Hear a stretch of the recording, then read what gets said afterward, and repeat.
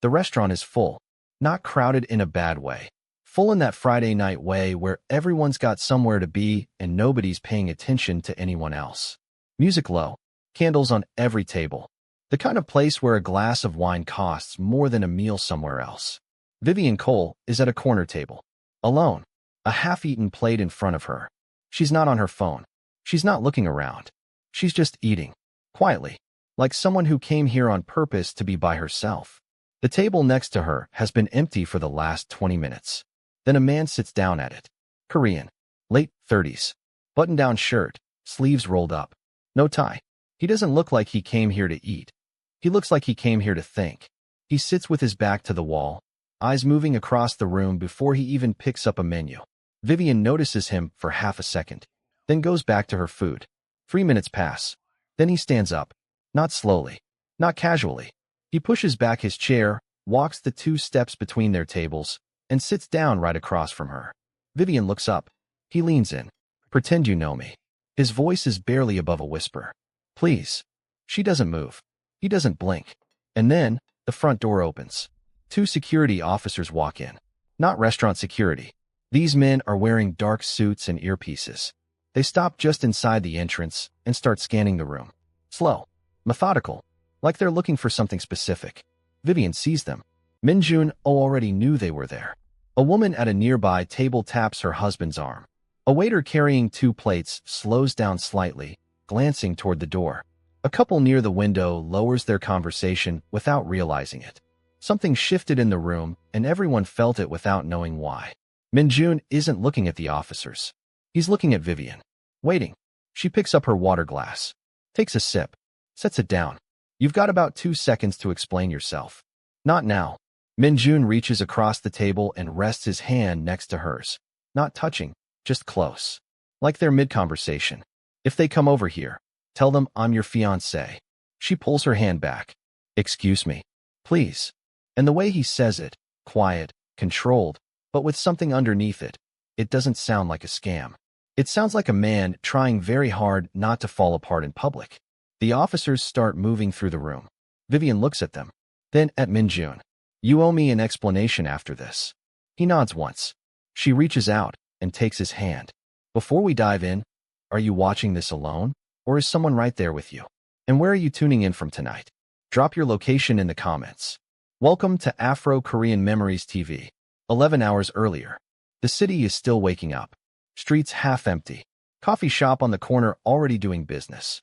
Vivian is walking fast. Sneakers, black coat, bag over one shoulder, earbuds in. Not rushing because she's late. Rushing because that's how she moves. She works at a translation firm 3 blocks from here.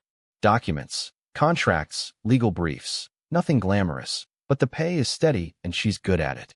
French, English, a working knowledge of Korean she picked up 2 years ago for reasons she doesn't talk about much. She stops at the crosswalk. Waits for the light. A man bumps into her from behind. Hard enough that she stumbles forward a step. She pulls out an earbud. Turns around. A man in a gray jacket is already walking away. Fast, weaving through the small crowd that's formed at the light. She watches him for a second. Checks her bag. Everything's there. The light changes. She crosses. She doesn't notice the phone. It's sitting at the bottom of her bag. A phone that wasn't there when she left her apartment. Small. Black. Older model. Screen dark. She won't find it for another 4 hours. Minjun Oh's morning starts worse. He's been awake since 3 a.m. Not insomnia. Something happened last night that he can't undo. He's sitting in his hotel room with the lights off and a glass of water he hasn't touched. His phone is on the bed beside him, and he keeps looking at it like it might do something. He's been in this city for 6 days. He came for a meeting, a business deal that was supposed to be simple. But 2 days ago, someone handed him something. Told him to hold on to it. Told him it was important. Didn't explain what kind of important. He didn't ask enough questions. That's on him. By 9 a.m. he's downstairs, walking the block around the hotel like he's getting air. He's not. He's checking whether anyone's watching the entrance. He does this twice before he goes back inside. He doesn't eat breakfast. By noon he's made 2 calls that went unanswered. By 2 in the afternoon he's starting to believe that maybe he's wrong about all of it. Maybe he's just paranoid. Maybe it's nothing. He decides to have dinner somewhere public. Somewhere with people. Somewhere he can sit with his back to the wall, and watch the door. He picks the restaurant on 5th almost at random. He doesn't know Vivian will be there. Or at least, that's what he'll tell her later. Back in the restaurant. Present. The officers reach their table. The taller one looks at Vivian first. Then Minjun. Sorry to interrupt. We're looking for someone. Have either of you been here long? Vivian tilts her head slightly, like she's a little amused. About an hour. She squeezes Minjun's hand and looks at him. You ordered the salmon, right? Or was that last time? Minjun doesn't hesitate. Last time was the salmon. Tonight I'm getting the steak. Vivian laughs. Small, warm, natural. He always does this, she tells the officer. Takes 20 minutes to decide, and then orders the same thing anyway. The officer looks at Minjun one more second, then nods. Enjoy your evening. They move on. Vivian waits until they're 4 tables away. Then she lets go of his hand. Talk. Minjun doesn't talk right away. He watches the officers move toward the back of the restaurant. Tracks them past 2 tables, past the bar, toward the hallway near the restrooms. His jaw is tight. He's counting something. Seconds, maybe, or exits. Vivian leans forward. Hey. He looks at her. I just told a federal-looking man that you're my fiancé. You have 30 seconds before I walk out of here and pretend this whole thing didn't happen. He exhales. They're not federal. I don't care what they are. Start talking. He glances toward the front window. Vivian follows his eyes. The 2 officers are outside now, on the sidewalk. One of them is on a phone. The other is looking directly at the restaurant entrance. They didn't leave, Vivian says. No. Why? Minjun turns back to her. Because whoever sent them told them to wait. Vivian sits back, crosses her arms. Who sent them?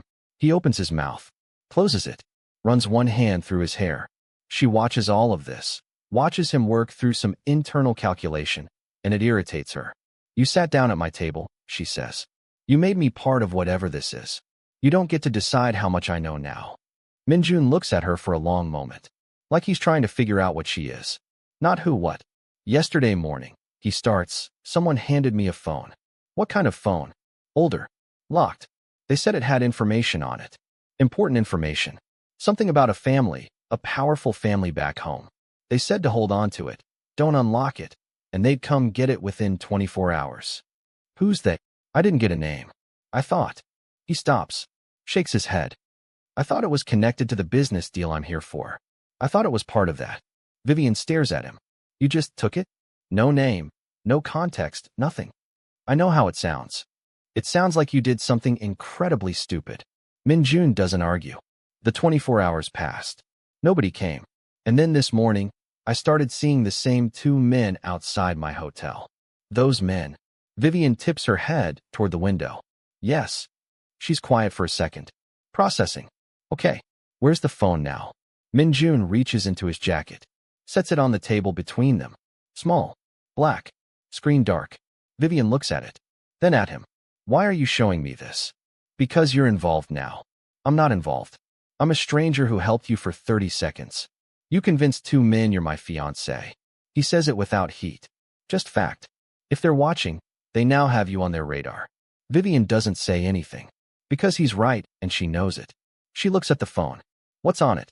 I don't know. I didn't open it. Why not? Because I was told not to. She almost laughs. By the anonymous person who handed you a random phone and then vanished. Minjun looks tired. Yes. Vivian pulls her own bag into her lap. She's thinking about leaving. He can see it. He doesn't try to stop her. He just sits there, letting her make the choice. She doesn't leave. What's the unlock code? She asks. I don't have it. Then what exactly is your plan? Minjun doesn't answer. And that, right there, is the moment Vivian realizes he doesn't have one. She flags down a waiter and asks for the check. Minjun doesn't object. He pockets the phone and sits quietly while Vivian pays, which seems to surprise him slightly. She doesn't explain why she pays. She just does it. They walk out together. Not because they've agreed to. Just because leaving separately when 2 people are being watched outside the door seems like the wrong move. The night air hits them. The officers are still on the sidewalk, about 30 feet to the left. Vivian doesn't look at them. Minjun does, briefly, then looks straight ahead. Walk, she says quietly. They walk. Half a block. Full block. Vivian turns left, puts a parked van between them and the restaurant entrance. Then she stops and faces him. I work in translation. I deal with contracts and legal documents. I don't do this. She gestures between them. Whatever this is.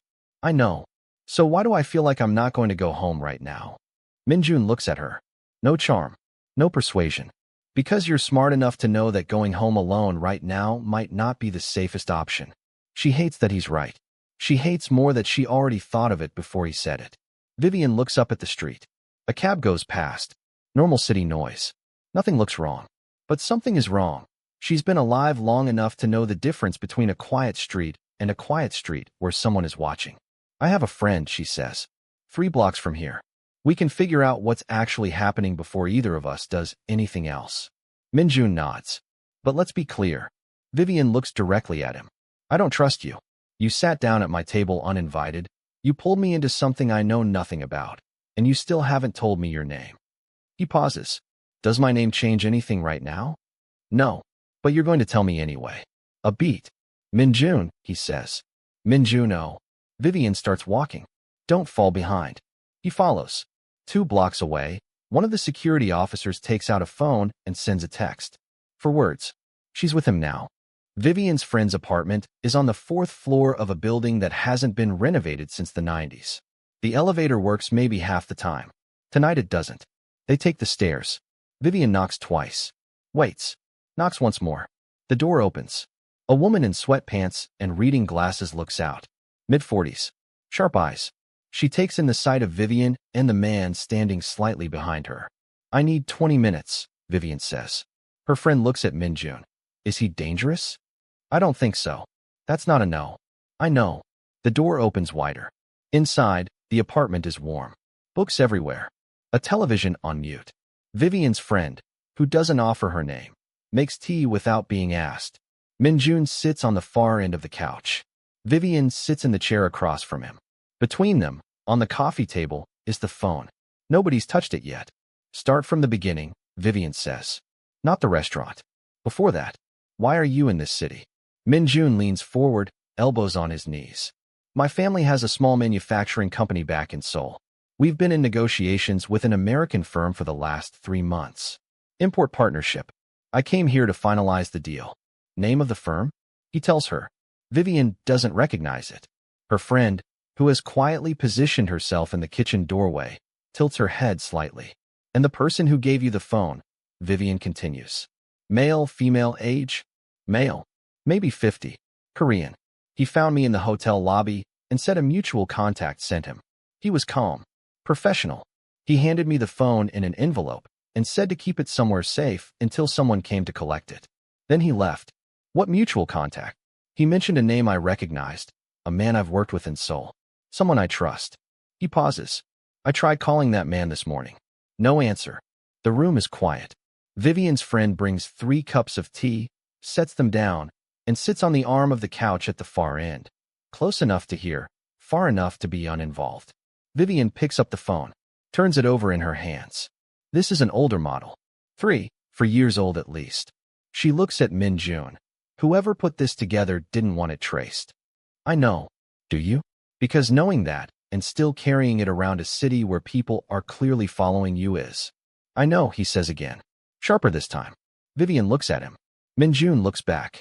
The first real silence between them. Not uncomfortable. Charged. Like 2 people who've both run out of careful words. We need to get into it, Vivian says.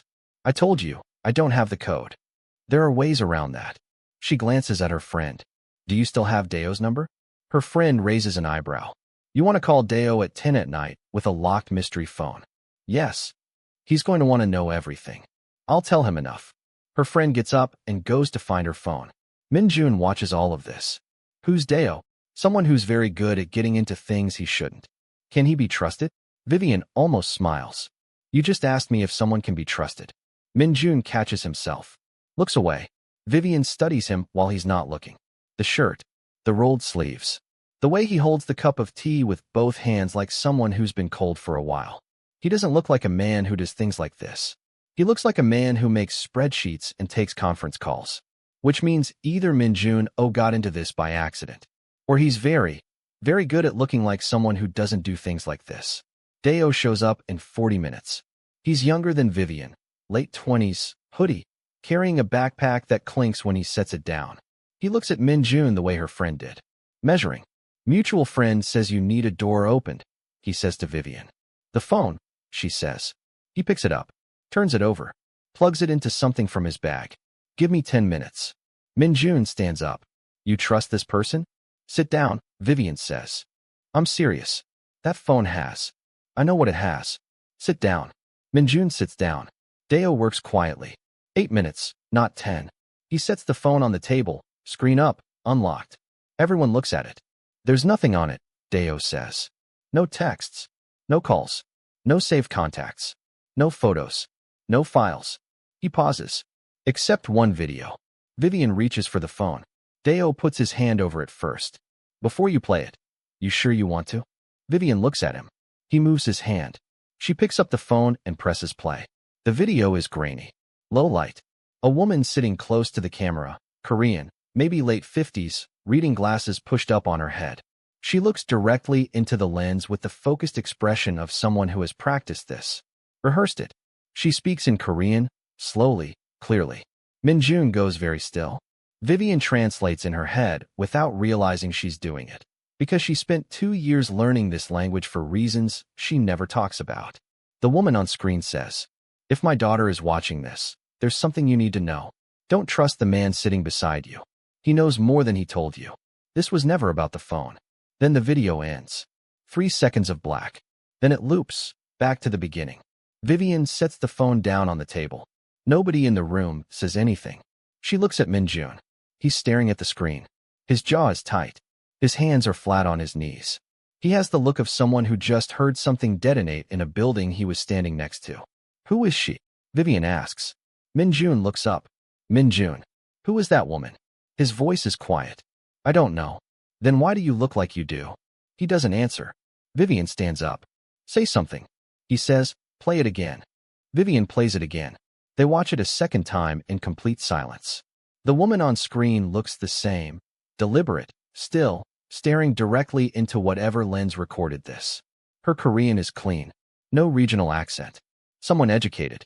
Someone who chose every word. When it ends, Min-jun stands up, walks to the window, stands there with his back to the room. Deo looks at Vivian. She shakes her head slightly. Not now. That phrase, Min-jun says, still facing the window. He knows more than he told you. This was never about the phone. He turns around. You understood it. Vivian looks at him evenly. I speak Korean. Something crosses his face. Not surprise. Something harder to name. How well? Well enough to know she wasn't reading from a script. She was talking to someone she knew. Her daughter, he says. That's what she said. Which means that message was made for someone specific. She pauses. Someone who would end up watching it. The room settles.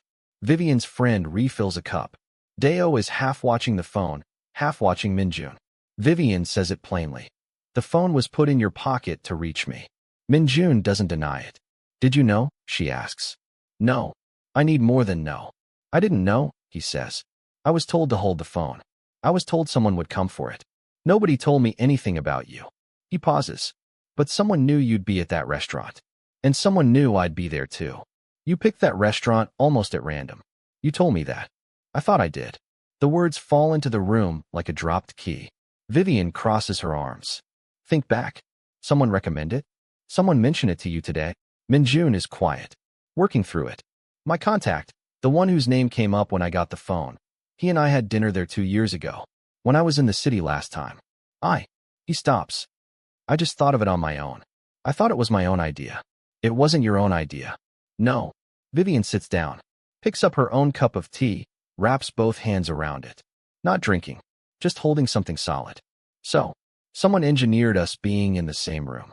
Someone made sure the phone ended up near you. Someone who knows your history in this city, your contacts, your habits. She looks at him. And someone who knew I'd be there. Yes. Why me? Min-jun doesn't answer right away. Vivian watches him not answer. And that pause, that half second too long before he speaks, tells her more than the words that follow. There's a case, he says. It's old. Back home in Korea, about 25 years ago. A woman disappeared. She was connected to a powerful family, one of the big conglomerate families. The case went quiet very fast. Too fast. There was a daughter. The daughter was very young. She was taken out of the country. The room is absolutely still. Taken, Vivian repeats. Moved. Adopted. Something. The records don't exist anymore, not officially. But there are people who've been looking. He looks at her directly. People who believe the daughter didn't just disappear. They think she was placed somewhere safe, given a different life. Vivian is quiet. There's an old photograph, Min Jun continues, from the news coverage at the time. A photograph of the woman who disappeared. He stops. You look like her. Silence. Not shocked silence. Processing silence. The kind that comes when something impossible starts fitting together. Vivian stands up, walks to the kitchen, fills a glass of water at the sink, drinks it slowly, puts the glass down. She comes back into the room. I was adopted, she says, from a private agency. When I was 3, my parents were told my birth mother was deceased. A pause. They were told there was no father on record. Nobody speaks. I learned Korean, Vivian continues, because 3 years ago I found a document, a partial record from the agency. There was a Korean name on it, partially redacted. I thought. She stops, looks at the phone on the table. I thought maybe someday. She picks up the phone, plays the video again. This time she watches the woman's hands. The way they rest on the edge of the table in front of her. The way the thumb of the left hand presses against the ring finger. A nervous habit. Repetitive. Unconscious. Vivian pauses the video. Looks at her own left hand. Her thumb is pressed against her ring finger. Deo stands up quietly and takes his bag to the hallway. Gives her the room. Vivian's friend follows. Minjun stays. Not because she asked. Because he's waiting for her to decide what happens next. Vivian looks at him. If this is real. I think it's real. If this is real, then the people who buried that case 25 years ago are the same people who sent those men to that restaurant. Yes. And right now they think I'm with you. Yes. Vivian picks up her coat. Then we need to move. Because sitting in one place is the stupidest thing we can do. She's at the door before Minjun is off the couch. If you're still with us right now, drop a comment. What do you think is really going on? And if you haven't subscribed yet, hit that button. We're just getting started. They move fast. No destination yet, just movement. Out the back of the building, through an alley, onto a different street. Vivian is setting the pace. Minjun matches it without complaint. The family, she says, walking. Which one? I can't say that name on a public street. Then say enough that I understand the scale. Minjun thinks for a second. Imagine a family that has its name on hospitals, universities, government contracts. Imagine their reach extends into media, law, politics. He pauses. Imagine that when their name comes up in connection with anything negative, that thing quietly ceases to exist. And a woman disappeared because of them. A woman who had proof of something they needed buried. Vivian walks faster. What kind of proof? I don't know what's on the phone. But I think. Minjun stops walking. Vivian stops too. Turns around. What? He's looking at the phone. Deo said there was only a video. But that phone has a secondary partition. I've seen this model before. There's a second storage location that doesn't show up when you access it normally. Vivian stares at him. How do you know that? Minjun looks up. And for the first time tonight, Vivian can't read his face at all. Vivian takes a step back. Not dramatic. Not reactive. Just a single step. The way you shift your weight when the ground doesn't feel solid anymore. How do you know about a secondary partition on that specific phone model? Minjun holds her gaze. Because the company that manufactures it, the modified version of it, is connected to a security division in Seoul. I know about it because I looked into it 2 years ago when he stops himself. When what? He doesn't answer immediately. A car passes. Headlights sweep across both of them and keep moving. When someone close to me disappeared, he finishes. Vivian waits. My older sister, he says. She was a journalist. Investigative. She was working on a story about a conglomerate family for about 8 months. Then one day she wasn't there. Her apartment was empty. Her phone was disconnected. He looks down the street. The official story was that she relocated voluntarily. That she had personal reasons. Nobody believed it. Nobody with any power did anything about it. The wind picks up briefly. Vivian pulls her coat tighter. That was 2 years ago, Minjun says. I've been looking for her since then. Quietly. Carefully. And then 6 days ago, someone handed me a phone in a hotel lobby and said my sister sent it. Vivian stares at him. Your sister sent the phone. That's what I was told. And you're only telling me this now. I didn't know if I could trust you. You sat down at my table and asked me to save you. Trusting someone to cover for you for 30 seconds is different from trusting them with your sister's life. Vivian doesn't say anything for a moment. The logic is sound. She hates that it's sound. The woman in the video, she says. You recognize something. I saw it on your face. Minjun looks at the phone. My sister sent me a photograph once. Before she disappeared. She never explained who the woman was. Just said, hold on to this, it matters. The woman in this video. He exhales. She looks like the woman in that photograph. So she's connected to your sister's investigation. I think so. And the message in the video was to a daughter. Vivian pauses. The missing woman's daughter. Which might be me. She says it flatly, not dramatically. Testing how the sentence feels. Your sister found her. Found the missing woman. And built this whole phone, this whole setup, to get that message to me specifically. That's what I think. But your sister's been missing for 2 years. Yes. So she either set this up before she disappeared, or she's still out there and she set it up recently. The street is quiet. A distant siren. Nothing near them. Vivian says, show me how to access the partition. There's a 24-hour diner 2 blocks from where they're standing.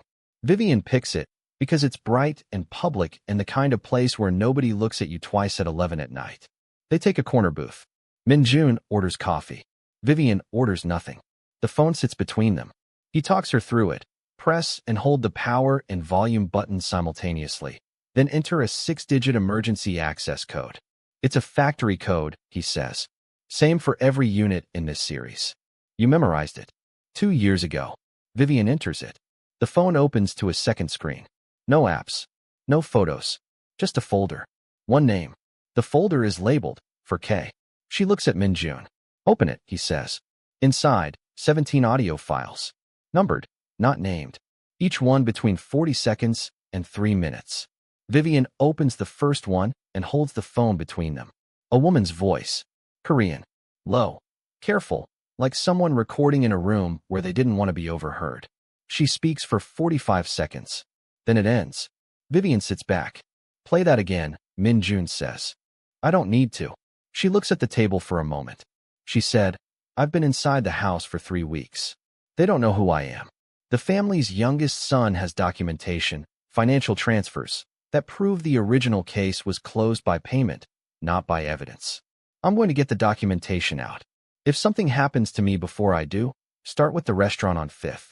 She goes there every Friday. I watched for 6 weeks to be sure. Minjun is very still. Your sister recorded that, Vivian says. Yes. She was inside that family's household. Undercover, for 3 weeks. Yes. And she'd been watching me for 6 weeks before that. It sounds that way. Vivian looks at him directly. That's not incidental research. That's a deliberate operation.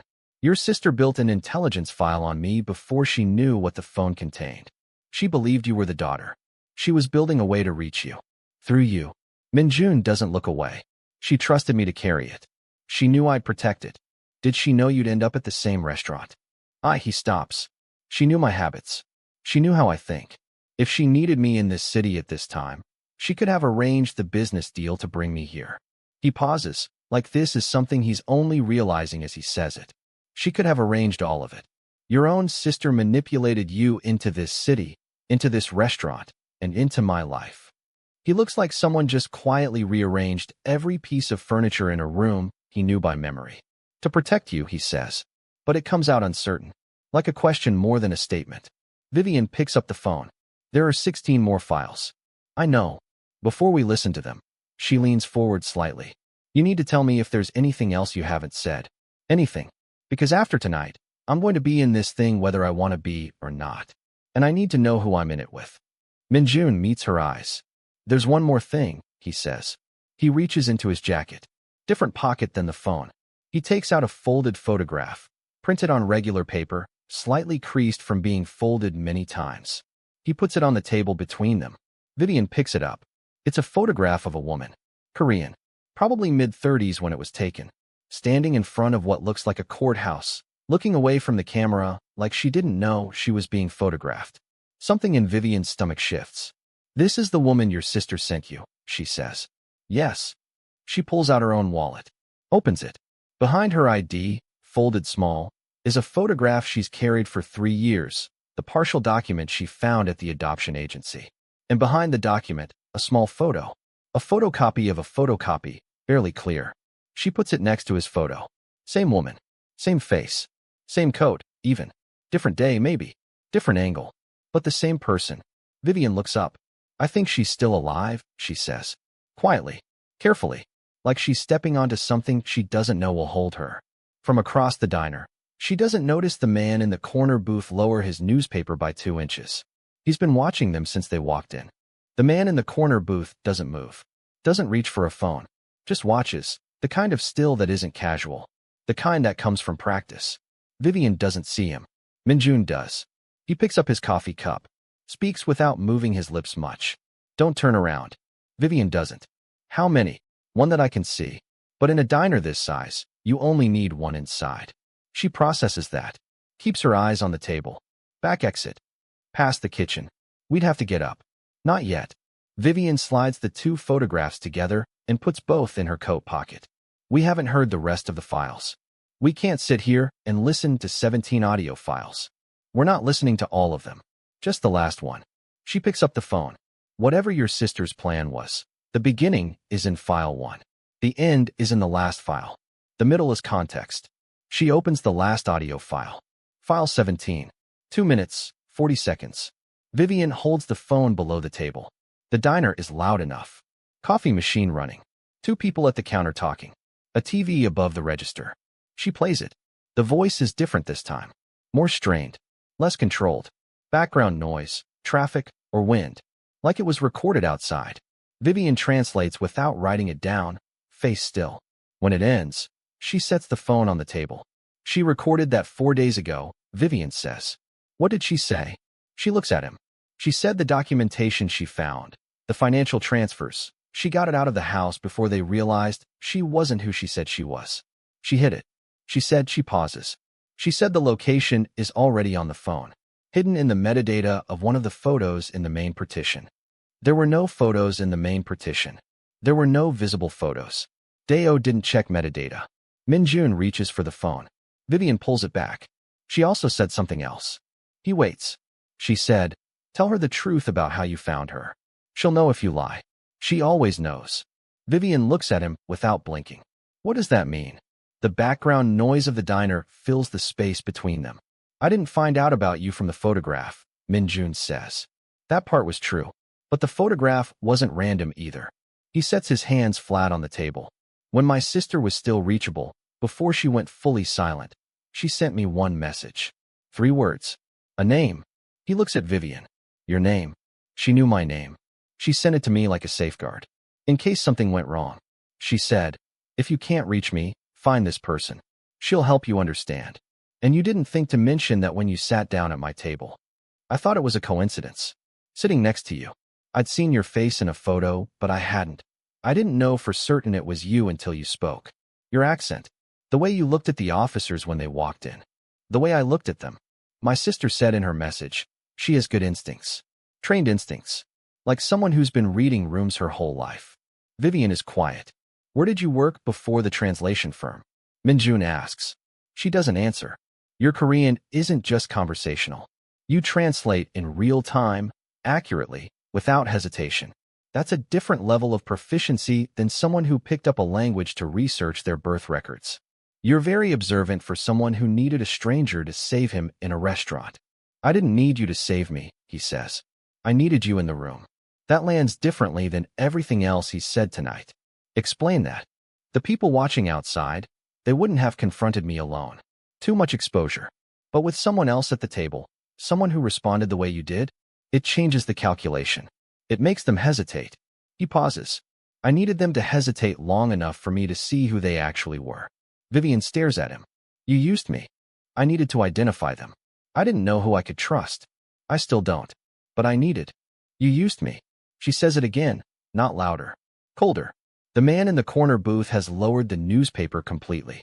Vivian stands up. Not fast. Controlled. She picks up her bag, pockets the phone without Minjun seeing her do it, and puts on her coat.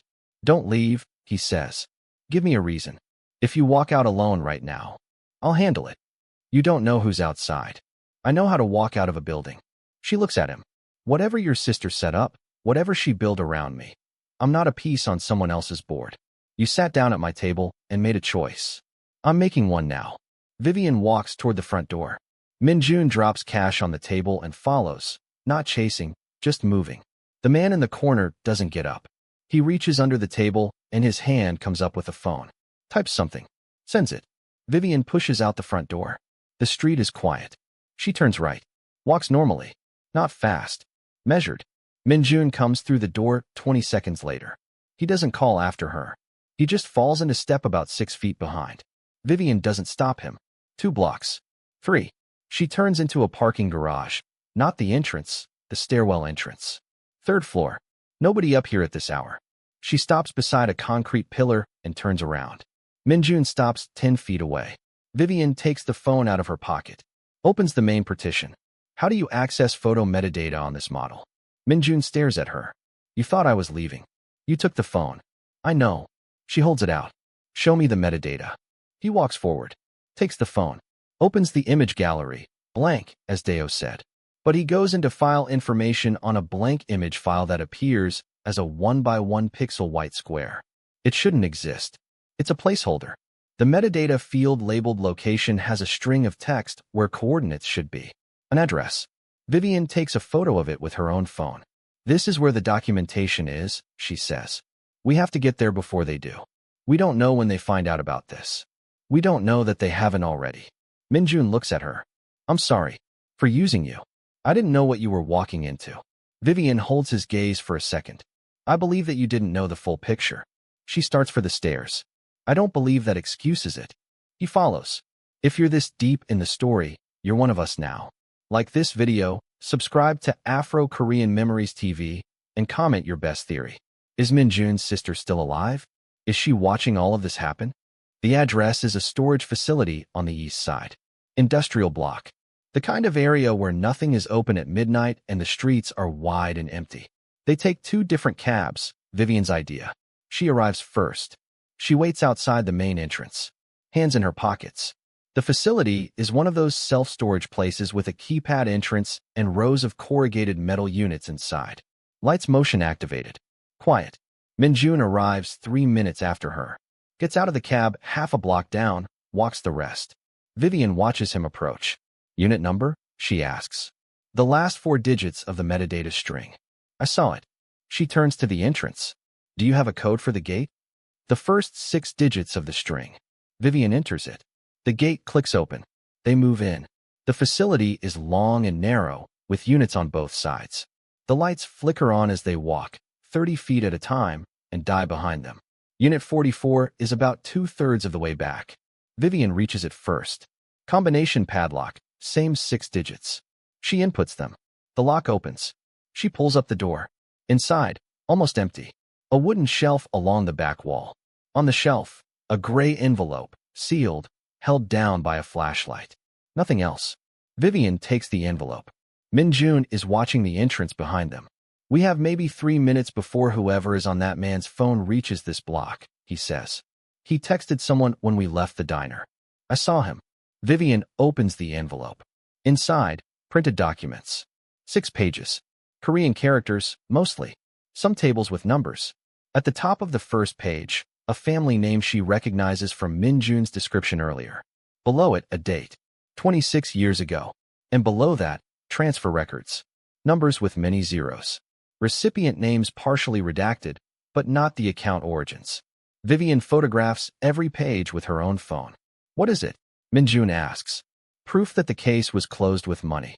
Transfers from the family's holding company to 3 different accounts, 2 of which correspond to the names of the original investigating officers. She refolds the documents and slides them back in the envelope. Your sister had this. She was inside their house for 3 weeks to get it. Then this is what she risked everything for. Minjun is quiet. Vivian tucks the envelope inside her coat. Turns to face him. Minjun. He turns. Your sister recorded file 17 4 days ago. She said she'd gotten this out of the house. But this has been sitting in that unit for, she checked the date on the lock log when she inputted the code. 7 months. Minjun goes still. She put this here 7 months ago, Vivian says. Before she went silent.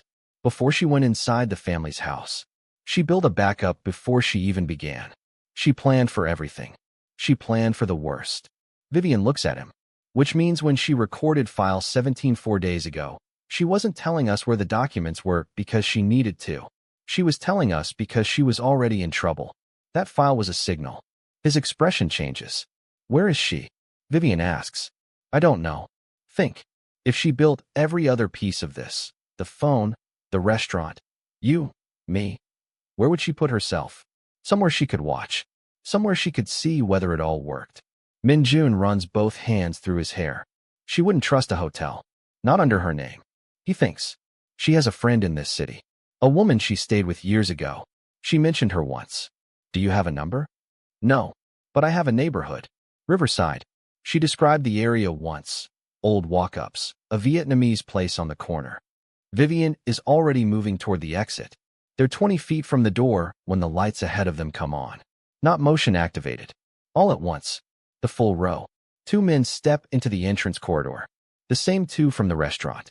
Vivian stops. Min-jun stops. The taller one speaks. Calm. Almost polite. We're going to need the envelope. Vivian doesn't reach for it. And the phone, he adds. Min-jun takes a step forward. Vivian puts her arm out without looking at him. He stops. Who do you work for? She asks. The man doesn't answer.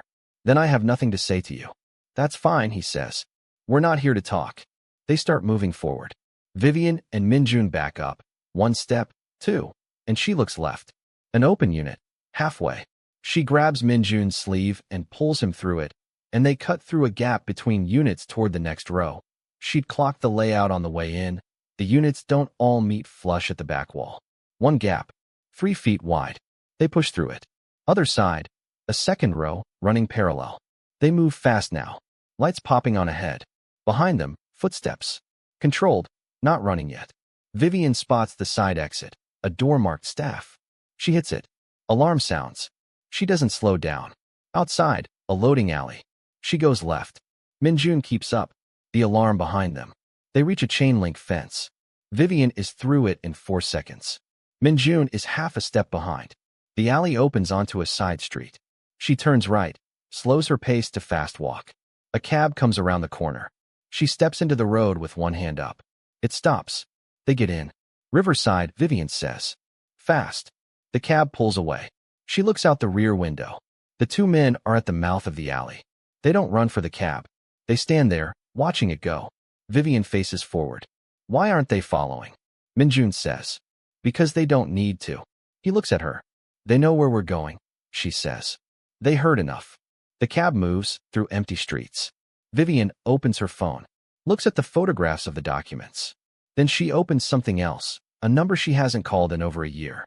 She stares at it without pressing call. Who is that? Min-jun asks. She locks her phone. Someone who owes me, she says. And for the first time all night, Vivian Cole says it like someone who has a past she hasn't shown him yet.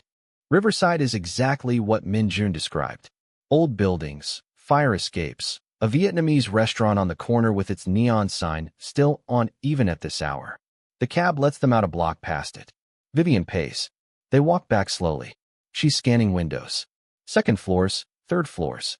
Looking for lit windows, for movement, for the particular stillness of a room where someone is being careful.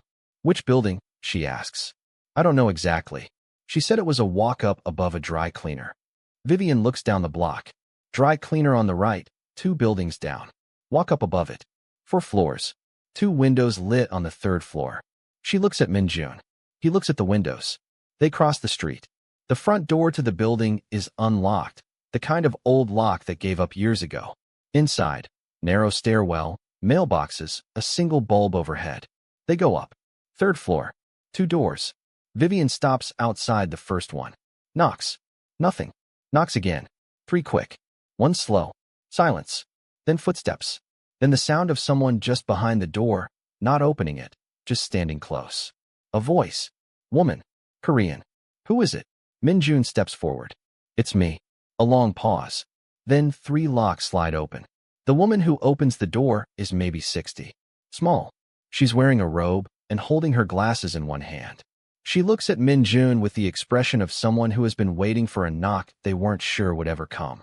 She looks at Vivian for a long moment. Then she steps back. Come in. The apartment is small and carefully arranged. Everything in its place. A small kitchen, a table with 2 chairs, a couch. On the table, a laptop. Open. And beside it, a photograph. Printed. The same photograph Min Jun has been carrying. Min Jun sees it. She's been here. The older woman sits at the table. She was here 2 days ago. She stayed one night. She told me. She said if a man came to the door with a young woman who looks like a certain photograph, she nods at the photo. Let them in.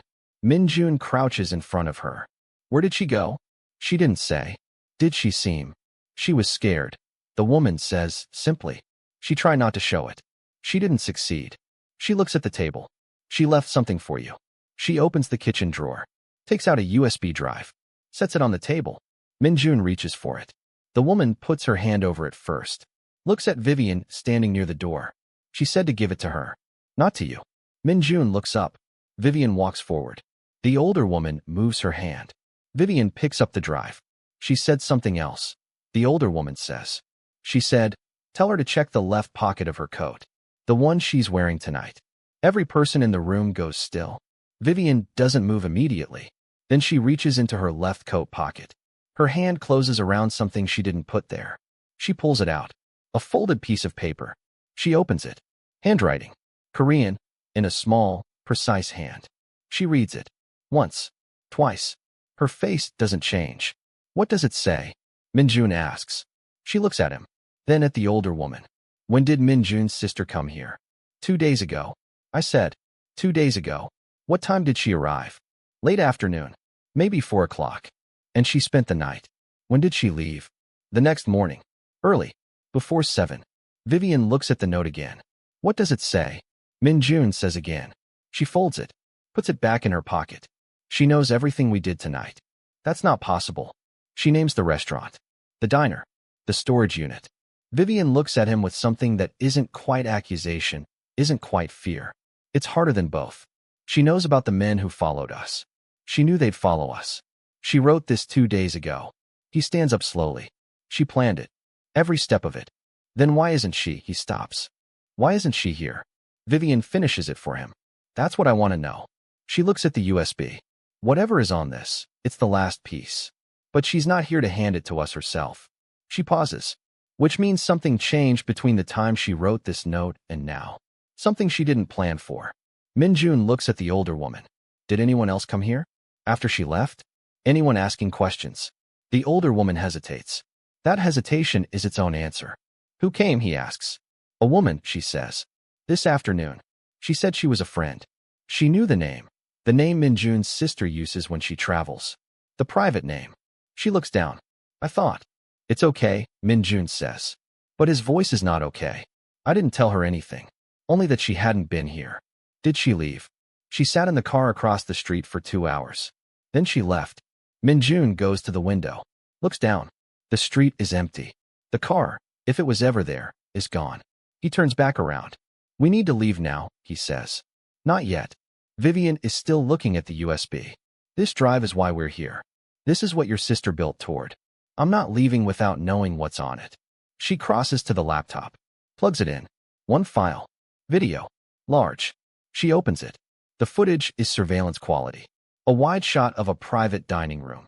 The kind that exists in expensive restaurants in the back for people who don't want to be seen. For men at a table. Vivian doesn't recognize 3 of them. She recognizes the 4th. Min Jun recognizes him too. She can see it. The way he takes one sharp breath and stops moving. The 4th man is the one who handed Min Jun the phone in the hotel lobby. He is not a stranger. He is not a middleman. Vivian knows the face. Not from Korea. From here. From a news photograph she saw 6 months ago. A profile piece about an international legal firm expanding into the U.S. He is the American legal representative for the family. He's on both sides. He handed Min Jun the phone. He sent the men to the restaurant. He is connected to the people who buried the case 26 years ago, and he has been living and working in this city, close to Vivian, for the last 2 years. The video runs for 11 minutes. Business discussed in Korean. Numbers. Names. And near the end, Vivian's name. Her actual name. Spoken by the man who handed Minjun the phone.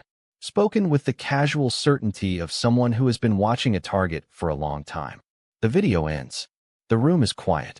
Vivian stands up straight, removes the USB, puts it in her coat. Your sister didn't just find the documents, she says. She found him.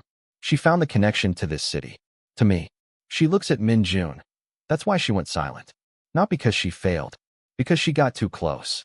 Minjun looks at the table. The photograph. His sister's careful handwriting in a note meant for a stranger. She's not missing, he says. She's hiding. Or being held. He looks up. The man in the video knows your sister got this footage, Vivian says. He knows the phone made it to me. He knows we were at that storage unit tonight. She picks up her own phone. And he knows this city better than we do. She dials the number she looked at in the cab. The one she didn't call. It rings once. A man answers. I didn't expect to hear from you. I need a secure location. Tonight. How serious? Vivian looks at Minjun. Serious. I'll send an address. She hangs up. Who is that? Minjun asks. Someone who knows how cases like this get buried. She pauses. And how to unbury them. She turns to the older woman. Don't answer the door tonight. Don't answer your phone unless you know the number. If anyone knocks before morning, don't respond. The older woman nods. Vivian and Minjun move toward the door. And then her phone lights up. Not a call. A message. No contact name. No number. Just a sequence of dashes where the sender ID should be. One photograph. Vivian opens it. A woman. Korean. Sitting against a wall. Wrists bound. Looking directly at whoever took the picture with an expression that is not fear. It is instruction. It is go. Beneath the photograph, one line of text. You have 6 hours before this becomes a different kind of story. Vivian shows it to Minjun. He looks at his sister's face. Then he looks at Vivian. Neither of them speaks. Because they both understand what this is now. This isn't about a phone. It isn't about documents or buried cases or powerful families. It's about whether a woman who spent 2 years building a way to reach a daughter she'd never met. A daughter who was taken from her mother 26 years ago, placed in a different life, given a different name. Whether that woman gets to finish what she started. Vivian puts her phone in her pocket. Opens the door. 6 hours, she says. She walks out. Minjun follows. The older woman closes the door behind them. Stands in the quiet apartment. Looks at the photograph on the table. Then she picks up her own phone. Dials a number that only 3 people have. It answers on the first ring. A woman's voice. Quiet. Careful. Alive. Did they come? Yes, the older woman says. And did she look like her? The older woman closes her eyes. Exactly like her. A long silence on the line. Then, tell me she's going to be okay. The older woman opens her eyes. Looks at the closed door. I think, she says slowly, she's going to be more than that. Static. Cut to black. If that ending hit you the way we think it did, you already know what to do. Like this video. Subscribe to Afro Korean Memories TV. Drop a comment telling us what you think happens in those 6 hours. Does Vivian find her? Does the truth finally come out? Or does someone make sure it never does? We see every single comment. And the story isn't over. Afro Korean Memories TV, stay with us.